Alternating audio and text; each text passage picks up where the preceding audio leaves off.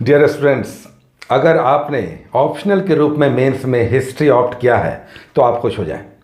आज से कुछ साल पहले हिस्ट्री के नाम पर हम भी किसी को ये सजेस्ट नहीं करते थे कि ऑप्शनल के रूप में आप इतिहास लें। लेकिन जिस तरह के क्वेश्चंस दिख रहे हैं, सब कुछ बदला, पैटर्न बदला, सिलेबस बदला, तरीका बदल गया, क्वेश्चन पूछने का स्टाइल बदल गया। लेकिन हिस्ट्री के क्वेश्चंस हम देख रहे हैं कि अभी भी वैसे ही आ रहे हैं। इस बार के क्वेश्चंस अगर आप देखेंगे तो आप खुश हो जाएंगे। आपको लगेगा कि आपने गलत फैसला नहीं किया है हिस्ट्री को चुनकर। ये डर आप मन से निकाल दें कि हिस्ट्री में अच्छे नंबर्स नहीं आते। अच्छे नंबर्स इसलिए नहीं आते क्योंकि आप बिना गाइड के, बिना किसी के सपोर्ट के, बिना उस पर मंथन करके, चिंतन करके आप एग्ज़ाम देते हैं। जब अचानक से आप अपने स्टाइल पे, ग्रेजुएशन के स्टाइल पे एग्ज़ाम देते हैं तो हिस्ट्री प्रॉब्लम क्रिएट करता है। लेकिन अगर आप क्वेश्चंस को देखेंगे तो आप कहेंगे कि आपका हिस्ट्री का चुनना फैसला सही था।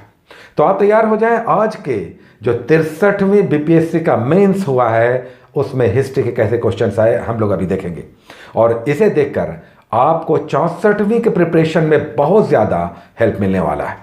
तो आप सबसे पहले किसी भी तरह का अगर आपके मन में संशय, डाउट या दुविधा है तो आप निकाल दें, आपने हिस्ट्री चुनकर बहुत अच्छा फैसला लिया है। चलिए सबसे पहले 63वीं बीपीएससी का जो आज से 3-4 दिनों पहले हिस्ट्री का क्वेश्चन आया मेंस में, वो देखते हैं कैसा है। आइए सबसे पहले इसके इंस्ट्रक्शंस को देख लेते हैं। 3 घंटा टाइम आपको अलॉट होगा। 300 मार्क्स का ये क्वेश्चन होगा, चूँकि अब एक ही ऑप्शनल है 300 मार्क्स का, जबकि जीएस 2 पेपर है 600 मार्क्स का। यहाँ पर आपको इंस्ट्रक्शन कह रहा है कि टोटल 6 क्वेश्चंस, 12 क्वेश्चंस आपको दिए गए हैं, उसमें से 6 क्वेश्चंस के जवाब आपको देने हैं। 12 में 6 बहुत अच्छा ऑप्शन है। और ये भी कह रहा है कि हर सेक्शन से एक क्वेश्चन का जवाब आपको ज़रूर देना है। तो आइए उसके बाद क्वेश्चंस देखते हैं कि क्वेश्चन दरअसल किस तरह का आया। एंशिएंट को देखते हैं 4 पार्ट में, एंशिएंट, उसके बाद मिडाइवल, मॉडर्न और वर्ल्ड हिस्ट्री 4 पार्ट में है। एंशिएंट को देखते हैं, सिंधु सभ्यता के नगर नियोजन के मुख्य लक्षणों का परीक्षण करें। आधुनिक नगर नियोजन में ये लक्षण कहाँ पाए जाते हैं? टाउन प्लानिंग कहाँ भारत की सबसे पुरानी सभ्यता इतनी समृद्ध थी कि उसे आधुनिक लक्षणों से जोड़ा जा रहा है। क्वेश्चन को इसने ऐसा कर दिया कि आप अपने मन से भी लिखने की सोचें। पहले हम लोग इसके क्वेश्चंस को देख लेते हैं, उसके बाद डिसाइड करेंगे कि क्वेश्चन किस तरह का है, हमें आगे की रणनीतियों में किस तरह से इस तरह के प्रश्नों को शामिल करना है, हम कैसे हल करेंगे जब वैसे प्रश्न आएंगे जिसमें इंस्टेंट आंसर हमें अपनी ओर से भी लिखना होगा। तो क्वेश्चन नंबर 2 कह रहा है कि मौर्य युग के मुख्य स्रोतों के महत्व का मूल्यांकन करें। एंशिएंट इंडिया पर देखिए दूसरा क्वेश्चन, मौर्य युग आ गया। पिछली बार गुप्ता आया था, इस बार मौर्य मोस्ट एक्सपेक्टेड था, आना ही था। उसके बाद देखिए हर्षवर्धन आ गया। हर्षवर्धन आ गया, ये भी छात्र तैयार करके जाते हैं। हर्षवर्धन के क्वेश्चन को भी मानकर चलते हैं कि ये क्वेश्चन एक्सपेक्टेड है, आ सकता है, तो तैयार करके जाते हैं। चोला आ गया चौथे क्वेश्चन में, सेक्शन बी में आ गया। एक क्वेश्चन आपको लिखना ही लिखना है हर सेक्शन से। चौथा क्वेश्चन आप देखिए, चोल प्रशासकों के प्रशासन, एडमिनिस्ट्रेशन पर लिखना है। में बहुत ज़्यादा इंटरेस्टिंग क्वेश्चन, चोल पर लोग बहुत अच्छे नोट्स बनाकर, बहुत अच्छा कंसेप्ट बिल्ड कर जाते ही हैं तैयार होकर। पाल, चोल और पल्लव, इस 2 में से एक आता ही आता है। तो यहाँ पर चोल आ गया, अगली बार पल्लव हमें तैयार करना होगा। अलाउद्दीन खिलजी देखिए 8वां क्वेश्चन, अलाउद्दीन खिलजी के आर्थिक और लश्करी सुधारों यानी मिलिट्री रिफॉर्म्स जो उसके थे। अगर आप अलाउद्दीन खिलजी की बात करेंगे तो अलाउद्दीन खिलजी की 2 बातें सबसे महत्वपूर्ण हैं, उसका आर्थिक सुधार और उसने सैनिक क्षेत्र में जो विशाल सेना रखी उसमें क्या क्या उसने नयापन डाला, क्या क्या। तो नेचुरली ये क्वेश्चन ऐसा है जिस पर आप नोट्स बनाकर उसे बार बार रिवाइज कर, लिख कर और तैयार होकर जाते हैं। पिछली बार आया था फिरोज तुगलक, इस बार आ गया अलाउद्दीन खिलजी। तो ये तो जब हमने फिरोज तुगलक देखा था 60 से 62वीं, तो तत्काल हमने कहा था कि एमबीटी मोहम्मद बिन तुगलक और अलाउद्दीन खिलजी में से एक क्वेश्चन नेक्स्ट टाइम डेफिनेट है। अलाउद्दीन खिलजी आया है इस बार। चलिए नेक्स्ट देखते हैं। नेक्स्ट क्वेश्चन, भक्ति आंदोलन आ गया। भक्ति आंदोलन भी आपके क्वेश्चन के एक्सपेक्टेशंस में रहता है, इसमें भी अच्छा लिखा जा सकता है। छात्रों ने अच्छी तैयारी करके वो गए होंगे और लिखा होगा। दूसरे सेक्शन में आते हैं, सेक्शन 2 में पार्ट 1 देखते हैं कि ये क्या है। अब आपका आ गया मॉडर्न इंडिया। देखिए पुनर्जागरण आ गया 19th, जो 18वीं 19वीं शताब्दी का पुनर्जागरण है। सामाजिक धार्मिक जो सुधार हुए, ब्रह्म समाज, आर्य समाज, थियोसॉफिकल सोसाइटी, अलीगढ़ आंदोलन, वहाबी आंदोलन, सारे डिटेल्स आपको डिटेल्स में यहाँ पर लिखना था जो सामाजिक धार्मिक सांस्कृतिक आंदोलन हुए। तो 19th सेंचुरी का पुनर्जागरण आपको यहाँ पर लिखना था। ये क्वेश्चन भी छात्र बहुत अच्छे से तैयार उन्होंने किया होगा। इस पर तो पीटी में भी बहुत सारे क्वेश्चंस आते हैं, तो वैसे भी ये पढ़ा हुआ टॉपिक होता है। दूसरा आ गया देखिए 1857। 1857 में एसएन सेन ने उस घटना के बारे में क्या कहा है कि यह धार्मिक आंदोलन के रूप में शुरू हुआ और स्वतंत्रता संग्राम के रूप में इसका अंत हुआ। अब यहाँ पर भी आप देख लें, जीएस में भी 1857 आया, यहाँ भी 1857 आया। हिस्ट्री की तैयारी करने वाले स्टूडेंट्स को जीएस में यही बहुत बड़ा बेनिफिट मिलता है कि यहाँ मेंस में भी है और जीएस में भी सेम क्वेश्चंस एक ही साल में आपको आ रहा है। तो 2 क्वेश्चंस आप कर रहे हैं एक ही तैयारी में, ये बहुत बड़ा बेनिफिट है। 38 मार्क्स का आपको बेनिफिट मिल रहा है एक्स्ट्रा, तो ये बड़ी बड़ी बात है। नेक्स्ट आइए देखते हैं, जो आपका मॉडर्न इंडिया से आया उसमें 1857 तो आ गया। उसके बाद नेक्स्ट आपका कह रहा है कि सविनय अवज्ञ आंदोलन और भारत छोड़ो आंदोलन की प्रवृत्तियों का जन आंदोलन के रूप में परीक्षण करें। सविनय अवज्ञ आंदोलन और भारत छोड़ो आंदोलन में जन भागीदारी किस प्रकार की थी। आपने देखा होगा कि भारत छोड़ो आंदोलन स्वतः स्फूर्त था, यानी कि लीडरलेस, जबकि सविनय अवज्ञ आंदोलन बहुत बड़े पूरे भारत में फैला, अलग अलग क्षेत्रों के अलग अलग लीडर्स थे जिन्होंने इसे नेतृत्व प्रदान किया। नेक्स्ट उसके बाद देखिए, ये तो आपका मॉडर्न से आपका हो गया। उसके बाद वर्ल्ड का थोड़ा सा टफ होता है। अगर आप यहाँ पे आए तो फ्रांसीसी क्रांति आ गया, लेकिन रूसी क्रांति के साथ रिलेट करके आया। फ्रांसीसी क्रांति तो आया, लेकिन रूसी क्रांति के साथ रिलेट करके कारण और परिणाम पूछ दिया। क्वेश्चन बहुत बड़ा हो गया, तो ये भी क्वेश्चन थोड़ा सा बड़ा कर दिया। लिखा तो जा सकता था, लेकिन रिलेट कर दिया, तो कई बार आप सिंगल सिंगल तैयार करके जाते हैं पॉइंट्स को। अब यहाँ पर रिलेशन आ गया, तो थोड़ा सा आपको वहाँ पर सोचना पड़ जाएगा कि इसे हम किस तरह से करें। तो यहाँ पर स्पॉन्टेनिटी आ गया, तात्कालिकता, आपका कंसेप्ट यहाँ पे काम आएगा, जिसे आप अपने हिसाब से मॉल्ड करके लिखेंगे। नेक्स्ट क्वेश्चन उसके बाद देखिए, वर्ल्ड हिस्ट्री से अगर हम देखें तो हिंद चीन राष्ट्रीय आंदोलन में हो ची मिन की भूमिका, ये थोड़ा सा अलग तरह का क्वेश्चन आया। हाँ, हम कहेंगे कि इसके बारे में छात्र बहुत कम तैयार करके गए होंगे और शायद इसे छोड़ दिया होगा उन्होंने। और यहाँ पर नेक्स्ट क्वेश्चन आ गया रूजवेल्ट का न्यू डील। तो 2 क्वेश्चन वर्ल्ड हिस्ट्री से ऐसा आ गया जिस पे तैयार करके छात्र जाते हैं। अगर आप 3 में से 1 भी लिख दें तो काम चल जाता है।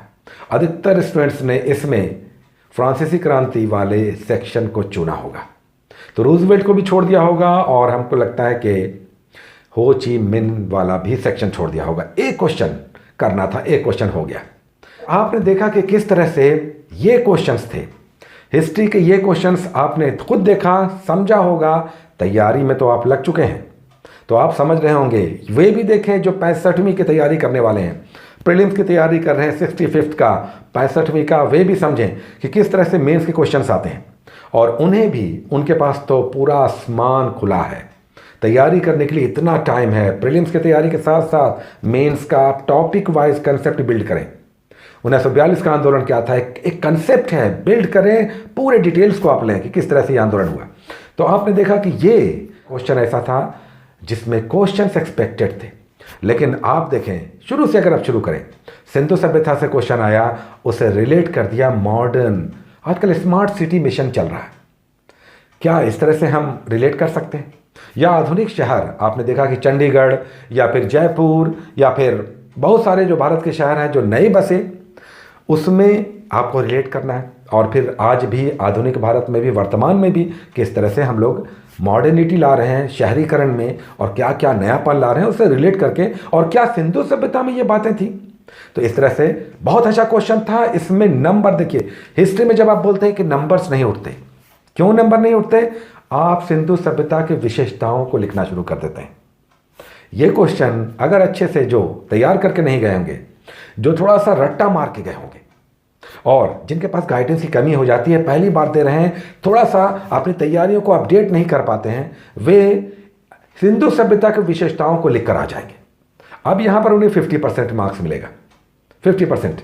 लेकिन जिन्होंने इस तरह से रिलेट इसे किया होगा कि किस तरह से भारत के आधुनिक शहर और जो आजकल आधुनिक शहर बस रहे हैं उनमें क्या नयापन है और उससे सिमिलरिटी सिंधु सभ्यता में क्या था, या सिंधु सभ्यता कितनी आगे थी, चाहे नाली की व्यवस्था हो, चाहे सड़कों का संजाल हो, चाहे घरों का, खिड़कियों का, छतों का, दरवाज़ों का, कुआं का, साफ सफाई का, सीढ़ियों का, ये सब किस तरह से मेन होल में गंदगी को कलेक्ट करके कचड़े को निकालने का सिस्टम था सिंधु सभ्यता में।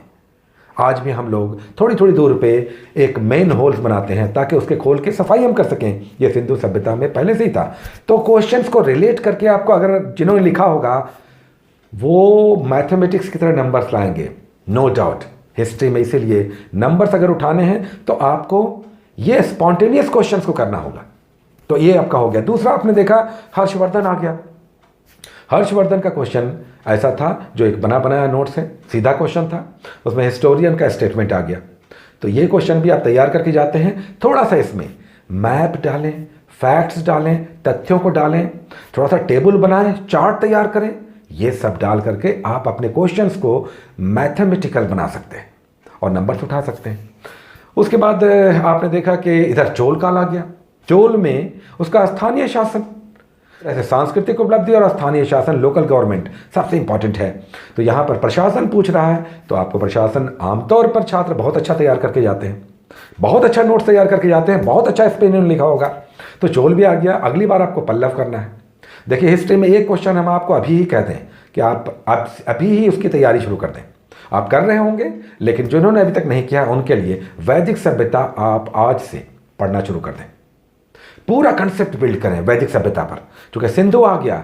अगली बार उसके 62 से 62 में बौद्ध धर्म आया था, तो वैदिक सभ्यता नहीं आया। नेक्स्ट टाइम वैदिक सभ्यता एक इंपॉर्टेंट क्वेश्चन हो जाता है। तो इसके पूरे टॉपिक को आप अच्छे से तैयार करें। कहाँ से ये आए, कहाँ कहाँ बसे, क्या क्या सांस्कृतिक इनकी उपलब्धियाँ थी, क्या क्या इन्होंने किया, तो सारा कुछ वैदिक सभ्यताओं पर आधारित है। तो किस तरह से इनका सांस्कृतिक, सामाजिक, आर्थिक, इनका उद्भव और विस्तार और फिर अंत कैसे हुआ।